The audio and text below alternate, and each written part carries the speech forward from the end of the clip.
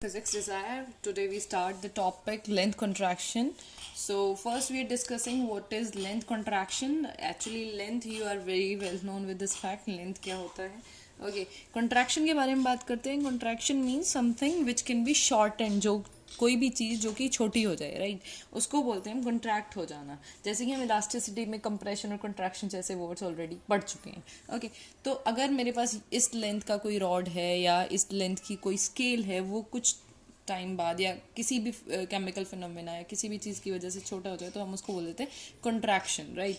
So actually length contraction ये topic कहाँ से आया है और ये एक्चुअली बात किसके बारे में करता है? ये कहता है कि space is not absolute but relative. इसका मतलब ये है कि कोई भी चीज़ फिक्स एब्सोल्यूट नहीं है. जैसे मैं कहूँ इस पेन की लेंथ जो है वो एब्सोल्यूट नहीं है, वो फिक्स नहीं है, वो वेरी कर सकती है. कैसे? According to the frames. It can be relative. Suppose अगर मैं ये पेन लेकर किसी ट्रेन में बैठी हूँ और मुझे कोई बाहर से ऑब्जर्व कर रहा है and the train is moving with some velocity. So बाहर से देखने वाले किसी ऑब्जर्वर को ये पेन की लेंथ जो है, जो इसकी एक्चुअल लेंथ मान लो कुछ सेंटीमीटर्स होगी, वो उतनी नहीं दिखाई देगी जितनी होगी, राइट. उससे कुछ ना कुछ कम दिखाई देगी. इसी को ही बोलते हैं हम कि ये कोई रिलेटिव है. लेंथ हमारी जो है एक रिलेटिव है. स्पेस हमारा रिलेटिव हो सकता है बट ये फिक्स नहीं हो सकता, ये एब्सोल्यूट नहीं हो सकता.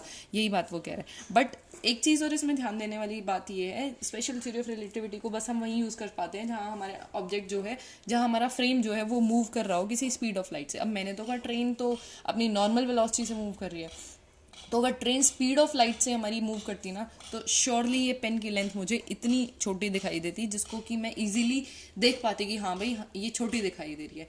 बट इन दैट कॉन्टेक्स्ट अगर ट्रेन जिस वेलोसिटी से मूव कर रही है उसके रिस्पेक्ट में मैं बहुत ज़्यादा इसकी लेंथ को छोटा नहीं मेजर कर पाऊंगी, राइट. तो वो काम हो पाता है जब हमारे पास एक्चुअल में फ्रेम जो है वो स्पीड ऑफ लाइट से ही मेजर मूव कर रहा हो. Okay, now moving to the topic. Actually what is the topic all about. तो डेरिवेशन पार्ट पे पहुंचते हैं. Taking the two frames similar to the previous ones. एक फ्रेम लेंगे एस फ्रेम, एक फ्रेम लेंगे S dash frame. S dash frame is moving with the velocity v along the x axis direction. Okay, so हम यहाँ क्या कहेंगे कि एक ऑब्जर्वर यहाँ बैठा हुआ है और एक ऑब्जर्वर ओ डैश पे बैठा हुआ है. तो ओ डैश वाला ऑब्जर्वर वही वाला ऑब्जर्वर है जैसे कि मैं किसी ट्रेन में बैठी हूँ, ट्रैवलिंग ट्रेन में. ओके, तो इसने अपने स्केल की या अपने पेन की जो है लेंथ मेजर करी है कुछ, and that length will be the proper length. इसको मैं बोल दूंगी it can be represented by L not, और उसकी लेंथ इन्होंने बोला x2 dash minus x1 dash. अब ये x2 और x1 क्या है देखें. x2 डैश तो इसके पीछे वाले एंड की लेंथ है from this Cartesian plane. Okay, और x1 डैश जो है यहाँ से यहाँ तक का डिस्टेंस. तो दोनों एंड्स का अगर मुझे पूरी लेंथ की रॉड की लेंथ चाहिए तो क्या हो जाएगी x2 dash minus x1 dash. सो ये तो सिंपल मैथमेटिक्स है. अगर मैं कहूँ कि एस फ्रेम में या ग्राउंड पे बैठे किसी ऑब्जर्वर ने भी इसको ऑब्जर्व किया है और उसने भी उसी टाइम पे इन दोनों लेंथ्स को मेजर किया है. कैसे? इसने कहा कि भाई यहाँ से यहाँ तक का डिस्टेंस x1 है, यहाँ से यहाँ तक का x2 है, तो इसकी लेंथ जो है वो होनी चाहिए x2 माइनस x1. तो क्योंकि ऑब्जर्वर फ्रेम में है तो इसको ऑब्जर्व्ड लेंथ हम बोल सकते हैं. It can be represented by L. देखो एल नॉट और एल दोनों डिफरेंट भी हो सकती है बट गैलीलियन ने ये सेम कहा था, राइट. हमें उन्हीं चीज़ों को सुधारना है जो थोड़ी सी गैलीलियन ने खराब दी थी. ओके, अच्छा, अब ये होगी प्रॉपर लेंथ, ये होगी ऑब्जर्व लेंथ. अब एक चीज़ आप ध्यान से देखेंगे कि अगर हम ध्यान रखना है कि जो ये लेंथ्स मेजर की गई हैं x2 डैश और x1 डैश, ये किसी एक फिक्स टाइम पे, किसी एक पर्टिकुलर टाइम पे ही मेजर की गई हैं दोनों. ऐसा नहीं है पहले इसको मेजर कर लिया फिर इसको मेजर कर लिया. अगर मैं कहूँ इसको 4 बजे ही मेजर किया है तो इस वाले एंड की मेजरमेंट भी 4 बजे ही ली गई. सिमिलरली बाय दिस फ्रेम अगर इसको 4 बजे मेजर किया है तो इसको भी 4. ऐसा नहीं 4:05 पे, 4:10 पे, इस तरह नहीं. मतलब साइमल्टेनियस टाइम पे. इसी को ही हम बोल देते हैं relativity of simultaneity. Relativity of simultaneity. Okay, मतलब दोनों को एक साइमल्टेनियस टाइम पे ही मेजर किया है दोनों साइड के लेंथ्स को. अब मूव करते हैं थोड़ा सा आगे अपने डेरिवेशन में. अकॉर्डिंग टू लॉरेंस ट्रांसफॉर्मेशन हमारे पास जो इक्वेशन आई थी उनमें हमारी x2 की वैल्यू, x की वैल्यू एक्चुअली आई थी, मतलब s डैश फ्रेम किसी वेरिएबल की वैल्यू आई थी x2 dash is equal to x2 minus b t2 over root of 1 minus b square over c square.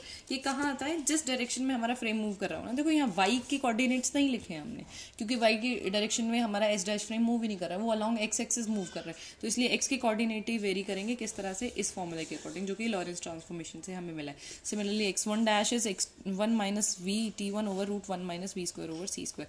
अब हमें क्या चाहिए, हमें ये प्रॉपर लेंथ की वैल्यू निकालनी, तो हमने क्या किया, x2 dash minus x1 dash दोनों क्वांटिटीज को माइनस कर दिया. So we have denominator same, so हमने डिनोमिनेटर यहाँ ले लिया, एलसीएम लेकर x2 माइनस वी t2, ये बन गया माइनस x1 और this becomes plus v t1, right. तो यहाँ से कॉमन ले लेंगे x2 माइनस x1 एक साथ प्लस v कॉमन लेकर इसमें t1 माइनस t2 आ जाएगा. अब हमने कहा रिलेटिविटी ऑफ साइमल्टेनिटी, इसका मतलब क्या है, दोनों को एक फिक्स टाइम पे ही मेजर किया गया. तो जब t1 तुम्हारा 5 बजे था तो t2 भी तुम्हारा 5 बजे ही है, तो दोनों की वैल्यू अगर मैं सब्ट्रैक्ट करूँगी तो मेरे पास क्या आ जाएगा, 0. तो दिस फैक्टर बिकम 0, ये पूरा फैक्टर आपका 0 हो जाएगा. So now what we have is